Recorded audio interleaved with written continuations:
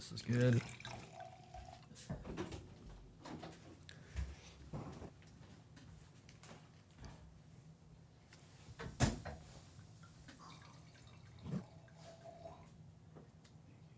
You're welcome. I love listening. Thank you. Wow. You know, it's like a ride along. Okay. Fun. Yeah, it's fun. There you go, buddy. Thank you. All right. Well, intro level Som, brother Taisei Lee up to bat. All right. Okay, so we're gonna jump right into it. This Okay. wine is obviously a red wine. It's actually, I guess this might be a little chilled here, yeah. It does look a little hazy, to be honest. Somewhat pale in color. Rim variation, I'm definitely seeing a rim variation. It gets a little clearer on the outer rim when I look at tearing. There's some tears there. They're not moving too slow, which for me, I would think it's not too high in alcohol, maybe medium. No evidence of gas. There are some small bubbles, but let's see. Ooh, on the nose. It's clean, but definitely some moderate intensity, almost powerful. It's kind of jumping out the glass, and I'm definitely getting a lot of earth. I feel like this is a wine that is developing, meaning that it's not too young, it's not too old. For fruit, I'm getting some dark cherry, and maybe even I'm getting a little bit of like dark plum, dark cherry, also some herbs as well. This wine definitely has some earth to it. I'm getting almost a little bit of some wet leaves.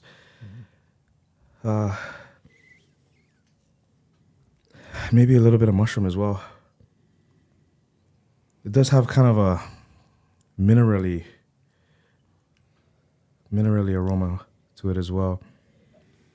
Oak presence, I'm getting very subtle oak presence. It's not the first thing that I smell. Kind of in the background.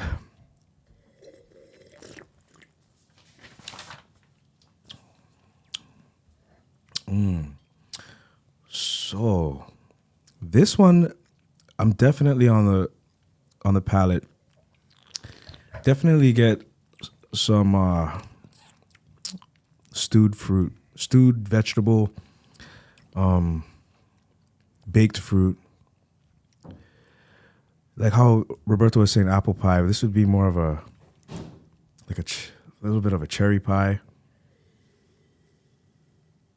And I'm not really getting a whole lot of the herbs on the palate.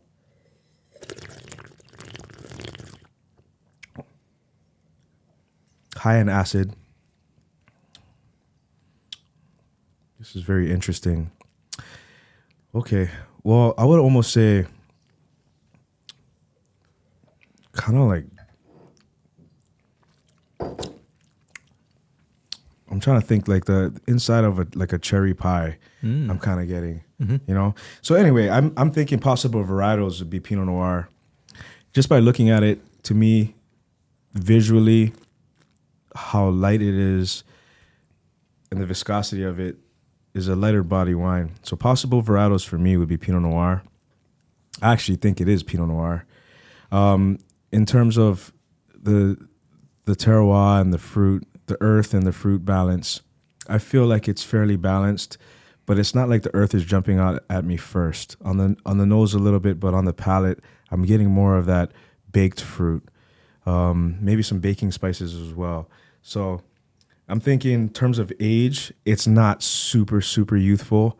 I'm thinking 3 to 5 years. Probably more closer to 4 or 5 years old. So maybe like a 2020, 21, 22 Pinot Noir. I'm thinking New World. I'm thinking California. And it's not candid like I experienced in Santa Barbara. I'm going to say, let's go Pinot Noir 2021 from the Russian River Valley. Okay. All right. Let's see how that goes. No. So you definitely got the earthiness in the wine. Yeah. The color. So this is Beaujolais. So this is Beaujolais. Gamay. Yeah. Gamay. Yeah. So this is Bonnet Coton. This is made by Pierre and Marine, and this is organic producer and this is from the area of Bouilly, which is one of the Cru Beaujolais, one of the 10 top vineyard areas in the Beaujolais. So 100% Gamay, organically grown.